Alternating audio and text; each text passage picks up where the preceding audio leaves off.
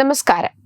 വിമാനത്താവളത്തിൽ സ്വർണം കടത്താൻ ശ്രമിക്കുന്നതിനിടെ കന്നഡ നടി രന്യ റാവു അറസ്റ്റിലായ സംഭവത്തിന്റെ കൂടുതൽ വിശദാംശങ്ങൾ ഇപ്പോൾ പുറത്തുവരുന്നു. 14.8 കിലോ സ്വർണമാണ് നടിയിൽ നിന്നും പിടിച്ചെടുത്തത്. ദുബായിൽ നിന്നാണ് രന്യ സ്വർണം കടത്തിയത്. DRO ഓഫീസിൽ നടിയുടെ ചോദ്യം ചെയ്യൽ തുടരുകയാണ്. സ്വർണ്ണാഭരണങ്ങൾ അണിഞ്ഞും ശരീരത്തിൽ ഒളിപ്പിച്ചുമാണ് നടി സ്വർണം കടത്താൻ ശ്രമിച്ചത്.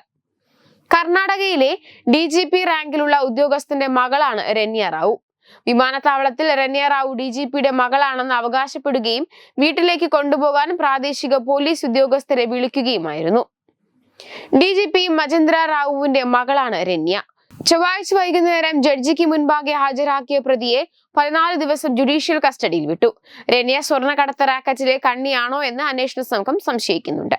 ദുബായിൽ നിന്ന് എമിറേറ്റ്സ് വിമാനത്തിൽ ബംഗളൂരുവിൽ ഇറങ്ങിയ 32-കാരിയായ രന്യയെ DRI ഉദ്യോഗസ്ഥൻ തടയുകയായിരുന്നു. തുടർച്ചയായ ഗൾഫ് യാത്രകളെ തുടർന്ന് രന്യ DRIയുടെ നിരീക്ഷണത്തിലായിരുന്നു. ഈ വർഷം മാത്രം 10-ലധികം വിദേശയാത്രകൾ രന്യ നടത്തിയെന്നാണ് വിവരം. ഇതെല്ലാം സ്വർണം കടത്താൻ വേണ്ടിയാണെന്ന സൂചനകളാണ് പുറത്തുവരുന്നത്. അതേസമയം കഴിഞ്ഞ 15 ദിവസത്തിനിടെ നടി 4 തവണയാണ് ദുബായ് യാത്ര നടത്തിയത്. ഇത് വൻ ചർച്ചകൾക്ക് ഇപ്പോൾ ഇടയാക്കുന്നുണ്ട്.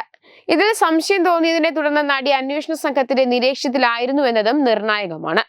സ്വർണ്ണക്കടത്തിന് ഉദ്യോഗസ്ഥരുടെ ആരുടെയെങ്കിലും പിന്തുണ ലഭിച്ചിരുന്നോ അതോ കള്ളക്കടത്ത് പ്രവർത്തകനെ അറിയാതെ സഹായിച്ചതാണോ എന്നും അന്വേഷിക്കുന്നുണ്ട്. വൈദ്യപരിശോധനയ്ക്ക് ശേഷം DRI ഉദ്യോഗസ്ഥർ നടിയെ മജിസ്ട്രേറ്റിന് മുന്നിൽ ഹാജരാക്കി ജുഡീഷ്യൽ കസ്റ്റഡിയിൽ വിട്ടു. അന്വേഷണത്തിനായി രന്യയെ കൂടുതൽ കസ്റ്റഡിയിൽ വേണമെന്ന് DRI ഉദ്യോഗസ്ഥർ ആവശ്യപ്പെടുന്നു. കേസ് നാടകീയമായ വഴിത്തിരിവിലേക്ക് നീങ്ങിയതോടെ രന്യയുടെ അറസ്റ്റ് സിനിമാ ലോകത്തെ ഞെട്ടിച്ചു.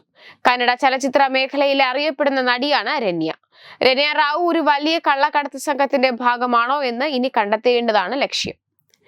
എന്നിരുന്നാലും ഈ വിഷയത്തിൽ DRI ഇതുവരെ ഔദ്യോഗിക പ്രസ്താവന പുറത്തുവിട്ടിട്ടില്ല.